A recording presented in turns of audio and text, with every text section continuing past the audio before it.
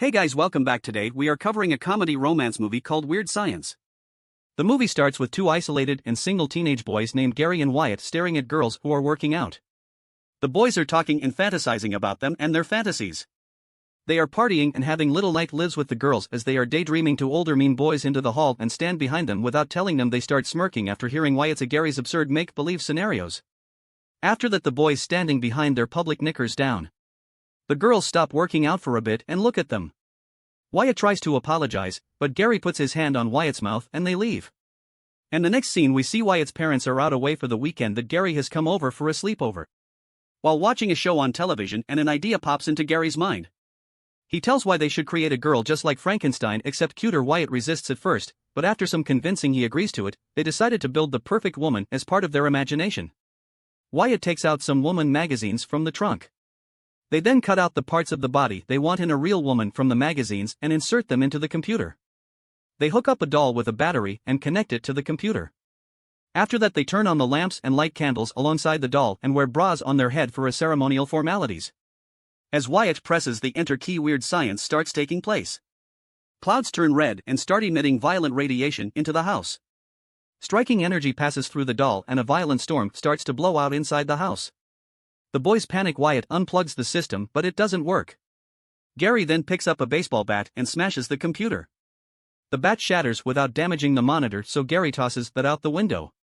They then look at the doll, which is missing. Afterwards, the storm settles down, the door starts creaking and explodes out of the red fumes. A beautiful girl wearing a skimpy outfit emerges. The boys can't believe what they have created. The girl asks them what they would like to do with her first. We then see all of them showering in the bathroom. In the following scene, Wyatt and Gary suit up for a trip with the girl they have created. As they are coming out of the room, their dresses transforming the fancy embellished new outfits. We then see the girls driving a car and Wyatt and Gary are sitting with her. They asked her if she could steal it, which we apply as she can get anything she wants. She didn't ask them to name her as they are going to crack a party. They named her Lisa after Gary's old girlfriend. They enter a club where the crowd looks at them. Gary says they don't belong here as they are not old enough to party at a club. Lisa hands him over fake ID stating they are over 21. She tells them to just go out there and mingle. We see Gary and Lisa sharing a table with a group well above their age. A man sitting there offers Wyatt a drink. He drinks it hesitantly and after being drunk starts venting how much his crush broke his heart and humiliated him, while joking and battering with the older dudes. He falls on the table. Lisa told Wyatt hold them up and leave for the house. On the way home, Lisa inquires, well, why is going to tell his brother about her? He tells her not to worry. She insists that she should think of something because his brother is a bully. Next we see Wyatt's older brother named Chip parading him as he skewed in late. He threatens to tell his mom and dad unless Wyatt agrees to pay him $175 in cash by tomorrow morning. Going upstairs, Chet once against a counter Wyatt holding up Gary and starts tormenting them. Wyatt puts Gary to sleep and comes outside looking for Lisa. She comes from behind and starts kissing him. The next morning the boys wake up from their nap. They start questioning whether last night was a dream or not. Meanwhile, Lisa is preparing breakfast. She calls them down for brunch. Wyatt, dressed in Lisa's clothes, comes downstairs to the kitchen. He tells Lisa she doesn't have any money to pay Chet as he promised, so she should do some magic or get it from somewhere. Lisa advises him to take a stand against him as it's affecting his sex life. Chet enters the kitchen and asks for his money. He explains to Wyatt that it's beyond payment now and he will take his VCR's pay off. Later in the day, the pair goes to a mall with Lisa being confident. They talk to a girl at a counter without any shyness. In the meantime, Lisa is shopping for lingerie. As they are waiting for her, the same old mean boys named Inamax spot them and spilled a drink on them. Afterwards, eaten Maxi Lisa on the escalator. They follow her on her way out and introduce themselves to her. She tells them she's waiting for her ride. Gary drives up and the car stops with the interest and calls Lisa to get in. Lisa gives a kiss to Gary and hops inside the car. While driving away, Lisa invites the boys to a party at Wyatt's house and asks them to pass the word around. Gary gives her a kiss and drives off. Wyatt, being scared of his parents, requests Lisa to call off the party. She refuses and asks him to stop worrying. Lisa then heads off to Gary's house to pick them up. At his house, his parents and Lisa have a dispute over giving him permission to go to the party. His father tries to call the police and Lisa threatens him by pointing a gun at him. He gives the approval and they leave for the party. Gary seems a little upset at his father because he will ground him after the stunt. Lisa assures him nothing bad is going to happen. Been since you did a spell on them and they won't remember a thing. Later on Wyatt's house, Lisa and the boys are waiting for the guests to show up. The doorbell rings and Lisa opens the door. A crowd of hundreds of youngsters greet them and rush inside the house. After witnessing this, Wyatt anxiously falls to the ground. We didn't see people dancing, drinking, and Lisa's serving them food. Ed and Max with their girlfriends named Deb and Haley joined the party. Meanwhile, Wyatt is having stomach problems and Gary is accompanying him upstairs to the bathroom. Deb and Haley wander around the house and knock on the restroom door where the parents hiding. Gary opens the door and closes it immediately after seeing the ladies outside. The girls want to come in and after a moment Gary lets them. They start chatting and introducing themselves. Why didn't Gary can be seen nervous? They are standing voiceless and shaking. The girls ask the pair to excuse them for a moment. Why haven't Gary go to one of the showers, giving the ladies some space? They get a feeling that the girls are into them and decide to score some points.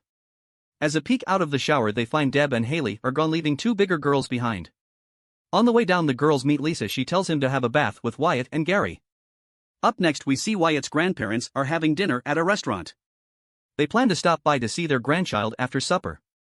On the other hand, Ann and Max are trying to hook up with Lisa. She tells him that she belongs to Wyatt and Gary only and she does whatever they say. In the following scene E and M Max are apologizing to Wyatt and Gary. They ask them if they can borrow Lisa for the night. They tell him that they can't do that as their feelings for Lisa run very deep. Max offers them a deal. If they let them have a crack at Lisa, they will let them have their girlfriends, Deb and Haley, getting comfortable with Ian and Max. The pair share a secret with them. They then go to the same process to create a new girl. Lightning strikes the house as Wyatt presses enter and weird things start to happen. A couple of photographs are dancing. The kitchen turns blue, the air starts sucking everything out of the room through the chimney. The wind is so hard that also pulls a girl and throws her out the chimney into a lake. Even Wyatt, being scared, are seen hidden beneath the table in Wyatt's room. After the situation is settled though, the guys get up and see a woman standing in the dark. She turns on a light and turns out to be Lisa. She tells Gary and Wyatt in the despicable attempt to show up they forgot to hook up the doll. Instead the wires are connected to a nuclear missile, which is on the front page of the magazine. A jar of spark passes through it immediately after a nuclear missile emerges from the ground hitting the roof. We even see Wyatt's grandparents into the house and slamming everyone. They meet Lisa and try to call the police. Lisa freezes and puts them in the closet and later shows them to Wyatt and Gary. Lisa wants the boys to be more courageous, so she devises a plan.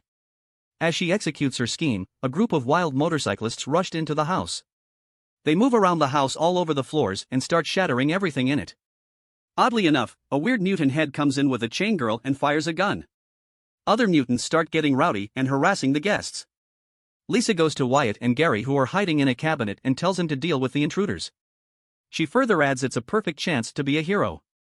They refuse to come out, and in the meantime a beast comes in, trashes the closet and pulls Wyatt outside. He then points for Gary to come out as well. The head mute and asks them if they are hosting the party, and he starts mocking and humiliating the parent. Everyone laughs. The freaks then grab Deb. Unhealthy, the boys can't tolerate it any longer. They walk up to the head and Wyatt asks him to keep their hands off the girls. Gary looks into the eyes of the beast and tells him to let go. The girls apologize to all the people and gets out.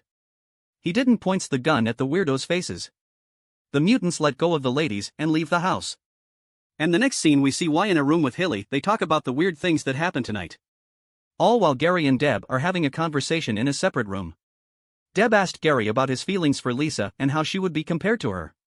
He tells her that she has everything he wanted a woman, but it was before he knew what he wanted. He now wants Deb, and if he could do it over again, he'd make a woman just like her. Deb smiles and they start kissing. The next day Chet comes back home. He sees the mess inside and starts looking for Wyatt when he comes across Gary and Deb sleeping in a room. Meanwhile, Wyatt and the Haley are taking a nap when Chet enters the room and starts scolding his brother. He wants an explanation. Wyatt requests Chet to just let them find Lisa and she can explain everything. Everyone then goes downstairs to the kitchen. Lisa tells him the whole story, but Chet isn't believing it. He then opens up the closet to find his grandparents being immobilized inside it. Lisa then tells the boys to get the girls home, and as they leave Lisa talks with Chet. She wants him to promise her that he'll keep his mouth shut about everything that has happened during the weekend. Or else she'll make him understand the hard way. Afterwards we see Gary driving at high speed beating a police car at a chase. Meanwhile, Wyatt drops off Haley to her house. They both share how they enjoyed spending the night together and start kissing. Gary makes a confession at Deb's house. He explains to her that he is not cool. He tells her to like him for what he is. The couple then start kissing and Gary leaves her home. At the house, Lisa transforms Chad into a hideous-looking creature. He begs her to turn him back to normal. He gives his word to Lisa that he will leave Gary and Wyatt alone. She assures him he'll get back to normal in a little while. The pair returns home when they see Chet on their way and he apologizes to both Wyatt and Gary. Afterwards they meet Lisa inside the room.